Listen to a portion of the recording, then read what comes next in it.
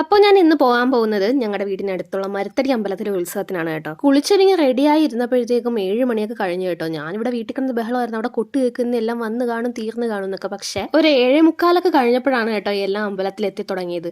അങ്ങനെ കുറെ ഫ്ലോട്ടും കാര്യങ്ങളൊക്കെ വരാൻ തുടങ്ങി. ഇതുവരെ കണ്ട കാര്യങ്ങളൊക്കെ വെച്ച് നോക്കുമ്പോൾ നിങ്ങൾക്കൊരു ഡൗട്ട് തോന്നും, ഇവിടെ എന്താ ആനയില്ലേ എന്ന്. അതെ, ഞങ്ങളുടെ മരത്തടി അമ്പലത്തിൽ ആനകളെ എഴുന്നള്ളിക്കാറില്ല. അത് പണ്ട് തൊട്ടേ അങ്ങനെയാണ്. ഇതിന് പിന്നിലൊരു കഥയുണ്ട് കേട്ടോ. ഇവിടെ മരത്തടി പ്രദേശത്തെങ്ങും ആനകളെ അമ്പലത്തിൽ കൊണ്ടുവരാറില്ല. അതുപോലെ തന്നെയാണ് കൊച്ചുമരത്തടി അമ്പലത്തിലും. ഈ കാളയും ഫ്ലോട്ടും മാത്രമേ ഉള്ളൂ, ആനയില്ല. ഇനി ഞാൻ ആ കഥ പറയാം. പണ്ട് ദേവിക്ക് ഇങ്ങനെ ആനയൊന്നും എഴുന്നള്ളിക്കുന്നത് ഇഷ്ടമല്ല എന്നിങ്ങനെ ദേവപ്രശ്നത്തിലൊക്കെ ഇങ്ങനെ പറഞ്ഞിട്ടും ആളുകൾ ആനയെ ഇറക്കി ഉത്സവത്തിന് വേണ്ടിയിട്ട്. പക്ഷേ ആന ഇങ്ങ് അമ്പലത്തിൻ്റെ അടുത്ത് എത്തിയപ്പോഴത്തേക്കും ദേവിക്ക് ഇഷ്ടപ്പെട്ടില്ല. അങ്ങനെ ദേവി അവിടെ ഇരുന്ന് ചവിട്ടി എന്നാണ് പറയുന്നത്. ആ ചവിട്ട് കൊണ്ട് ആന നേരെ വട്ടക്കായലിൽ വീണു എന്നാണ് ഞാൻ കേട്ടിട്ടുള്ളത്. ചിലർ പറയും കടലിലാണ് വീണതെന്ന്. അമ്പലത്തിൻ്റെ ബാക്ക് സൈഡ് കടലാണ്.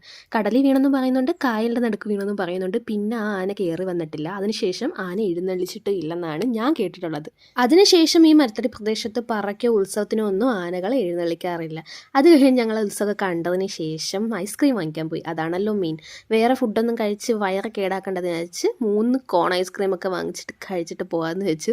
ഞാൻ മേടിച്ചത് സ്ട്രോബെറി ഫ്ലേവറാണ്. എൻ്റെ അമ്മയ്ക്ക് ബട്ടർ സ്കോച്ചാണ് ഇഷ്ടം. അങ്ങനെ അതൊക്കെ വാങ്ങിച്ചു കൊടുത്തിട്ട് നമ്മളിങ്ങനെ എല്ലാം കണ്ടിട്ട് നേരെ വീട്ടിൽ പോവുകയാണ്.